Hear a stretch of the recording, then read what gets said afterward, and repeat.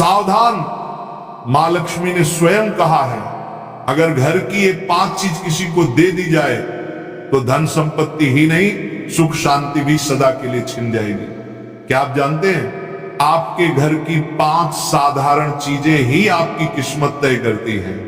मां लक्ष्मी ने चेतावनी दी है, गलती से भी इन्हें दान कर दिया तो घर में आ जाएगी भयंकर गरीबी। बहुत समय पहले प्राचीन भारत के एक छोटे से नगर विशालपुर में एक साधु का आश्रम था। वहां दूर दूर से लोग आकर आध्यात्मिक शिक्षा प्राप्त करते थे।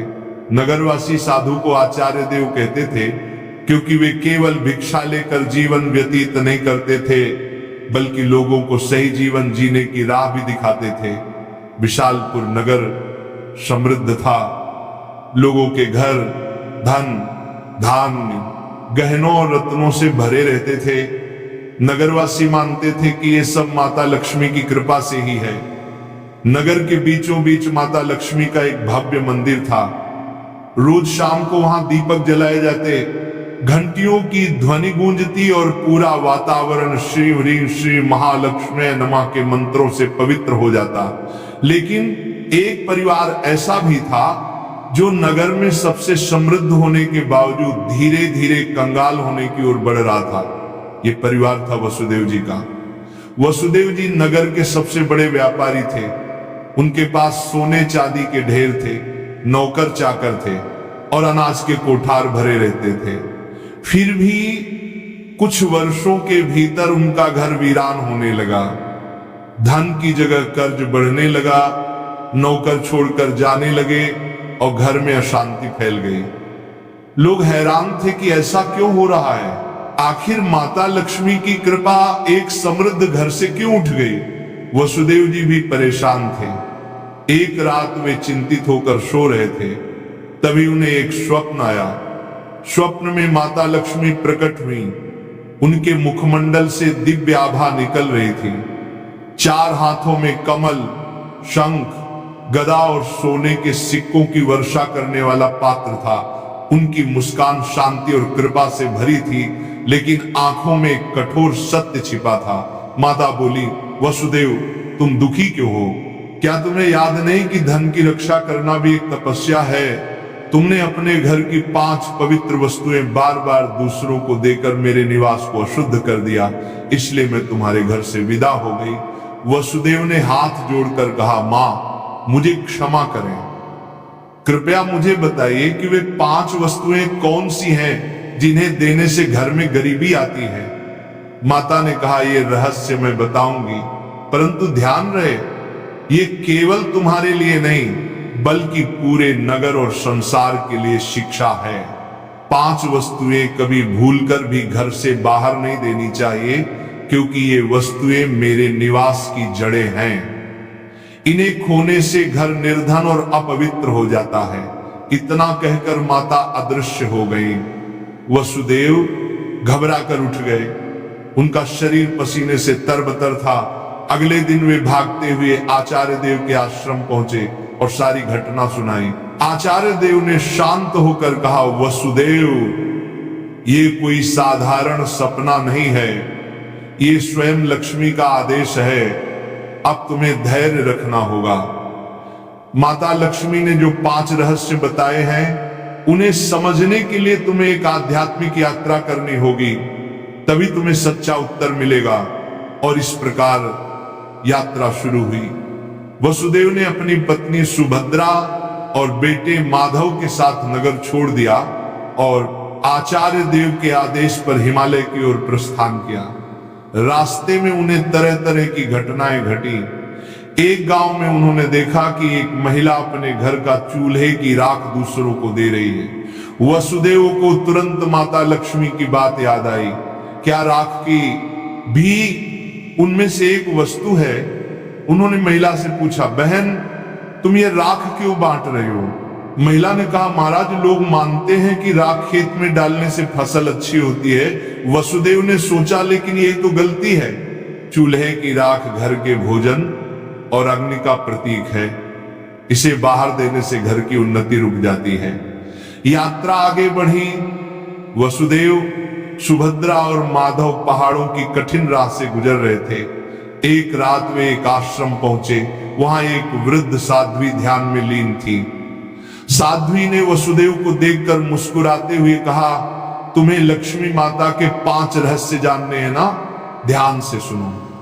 ये पहली वस्तु है चूल्हे की राख। इसे किसी को मत दो, ये घर की लक्ष्मी को बाहर कर देती है। वसुदेव ने प्रणाम किया और रहस्य को याद कर लिया।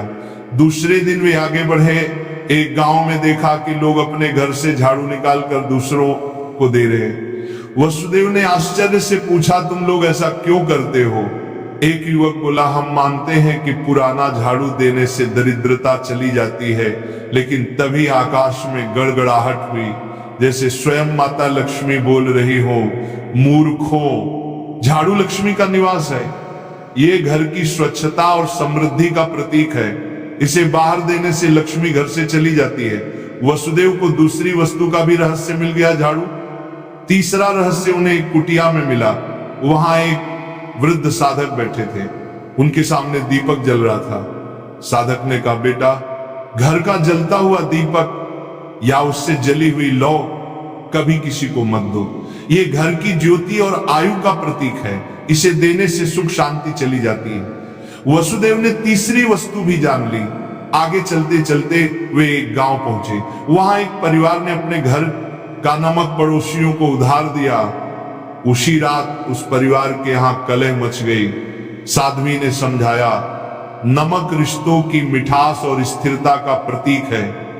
घर का नमक देना लक्ष्मी को अपमानित करना है।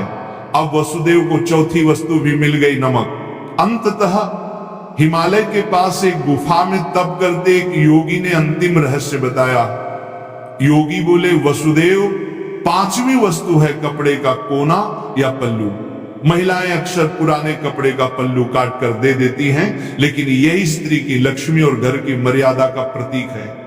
इसे देना घर के भाग्य को काटना है। अब 5 वस्तुएं स्पष्ट थी। पहला, चूल्हे की राख। दूसरा, झाड़ू। तीसरा, जलता दीपक। चौथा, नमक। 5वां, कपड़े का कोना। वसुदेव ने कृतज्ञ होकर योगी को प्रणाम किया। अब 5 रहस्यों को जानकर वसुदेव अपनी पत्नी सुभद्रा और पुत्र माधव के साथ नगर की ओर लौटने लगे। रास्ते भर वे मन ही मन माता लक्ष्मी के उपदेशों को दोहराते रहे।